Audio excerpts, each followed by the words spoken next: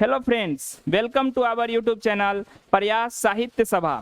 जैसा कि आपको पता है, हम लोग इस पर लगातार क्लास 12 के लिए इंग्लिश की वीडियो डालते हैं। जो भी बच्चे बिहार बोर्ड से हैं उनके लिए एक सुनहरा मौका है, आप अपनी तैयारी हमसे जुड़ करके कर सकते हैं। 100 मार्क्स इंग्लिश की तैयारी की जिम्मेवारी अब हमारी है।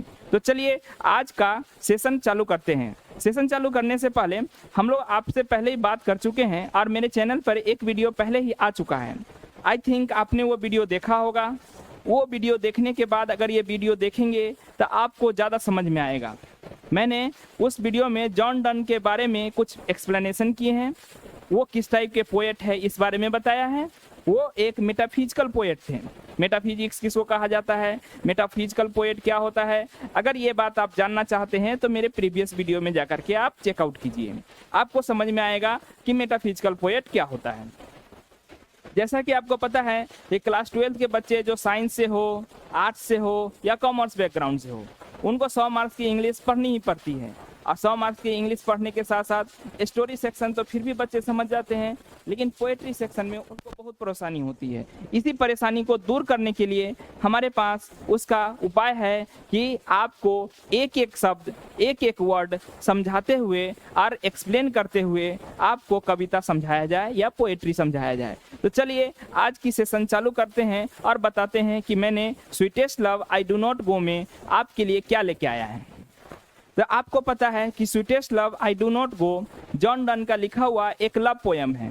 इस लव पोएम के माध्यम से जॉन डन ने अपने प्रेमिका कह सकते हैं या फिर अपने प्रेमी प्रेमिका के बीच की एक संबंध को बताया है। इमेजिन कीजिए कि आप किसी से प्यार करते हैं। इमेजिन कीजिए, ऐसे तो मालूम नहीं कि है कि नहीं है, किसी को प्यार करते हैं या नहीं करते हैं पता नहीं, लेकिन फिर भी इमेजिन कीजिए कि आप किसी को बहुत प्यार करते हैं और उसको अचानक से आपको छोड़ के जाना है।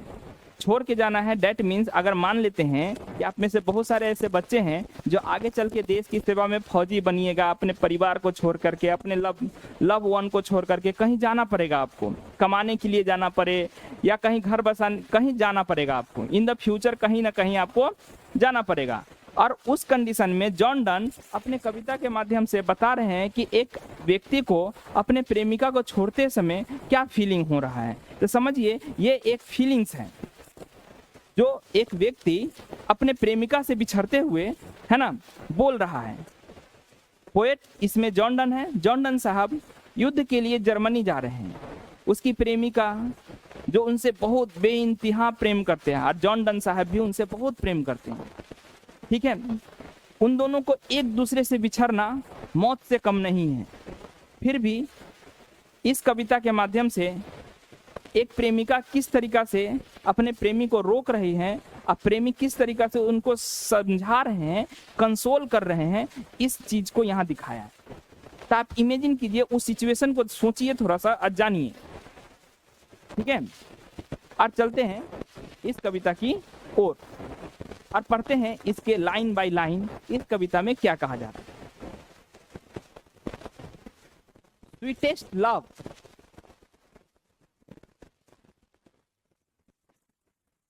sweetest love, I do not go for weariness of thee, nor in hope the world can show a fitter love for me.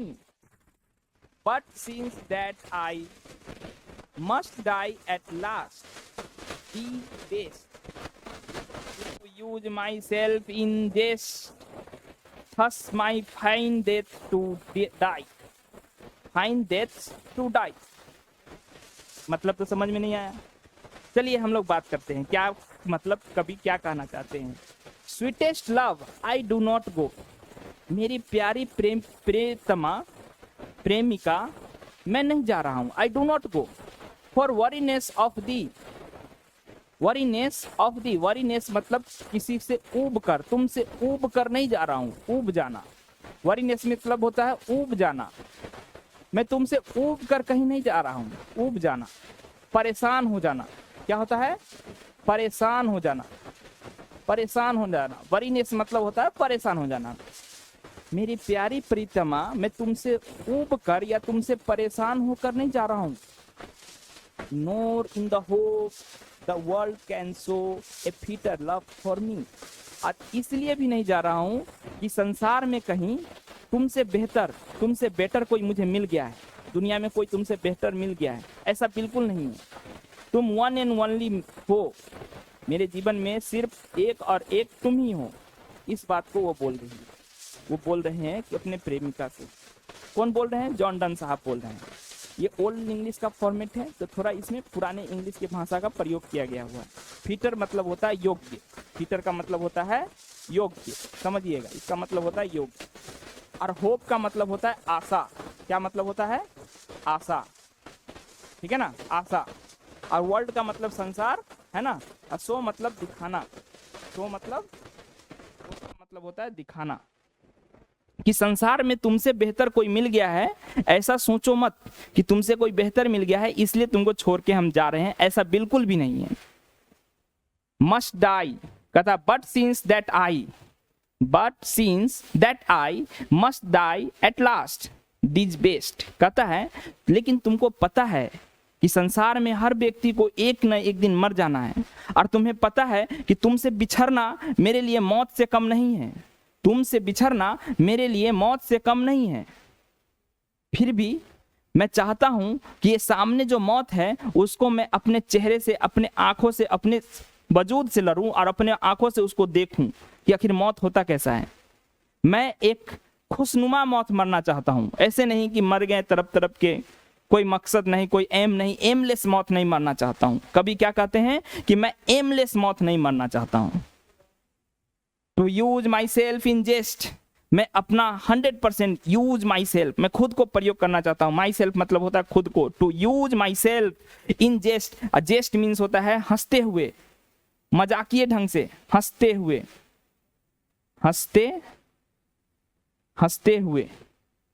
हंसते हुए मैं इस मौत को, जिससे लोग डरते हैं, इसको मैं एक्सेप्ट करना चाहता हूँ। हंसते हुए, मजाकिये ढंग से एक्सेप्ट करना चाहता हूँ और इसको फेस करना चाहता हूँ, मतलब मौत को मैं वर्ण करना चाहता हूँ, हंसते हुए वर्ण करना चाहता हूँ। Thus by fine death to die, क्योंकि मैं एक अच्छा जिंदा दिल मौत मरना चाहता हूँ, फाइन डेथ मरना चाहता हूँ। ऐसा नहीं कि सीधा मर गया, ऐसा नहीं। Thus by fine death to die, die मतलब मरना, और मैं अपने इच्छा से चुन करके डाई होना चाहता हूँ। इस फर्स्ट स्टेंजा में कभी अपने प्रेमिका को, है ना, जिससे वो बिछड़ रहे हैं, कभी जर्मनी की तरफ निकल रहे हैं, एक युद्ध का माहौल है, और उस युद्ध के माहौल में वो अपने प्रेमिका को समझा रहे हैं। पता है उनको कि अगर जाएंगे युद्ध पे तो मारे जाएंगे, लेकिन उस संदर्भ से हटकर सोचो।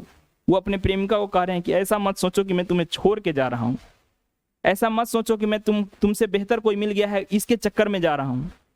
मैं जा रहा हूं मौत को गले लगाने और खुशी खुशी लगाने। तुमसे बिछड़ना भी मौत के समान है। आगे के लाइन में क्या होगा, उनको अलग अलग तरह से मेटाफोरिकल उपमा दी जाएंगे, और हम लोग अगला लाइन में, अगले कविता के अगला लाइन में, इसी कविता का नेक्स्ट पोर्शन में इसके बारे में डिस्क्राइब करेंगे। तो आज के लिए इतना ही। आई थिंक आपको समझ में आया होगा, और आशा करते हैं ऐसे ही आप समझते रहिए। कोई वर्ड अगर इसमें से नहीं पता चला हो तो आप कमेंट करिएगा, हम उसके बारे में आपको बता देंगे, समझा देंगे। और धीरे धीरे आप कविता को एक बार और देखिएगा रिपीट में, तो आपको समझ में जरूर आ जाएगा। तो चलते हैं अब नेक्स्ट स्टेंजा की ओर। हम लोग मिलेंगे अब अगले क्लास में। तब तक के लिए गुड बाय, अपना ख्याल रखिएगा और पढ़ते रहिएगा। चलिए।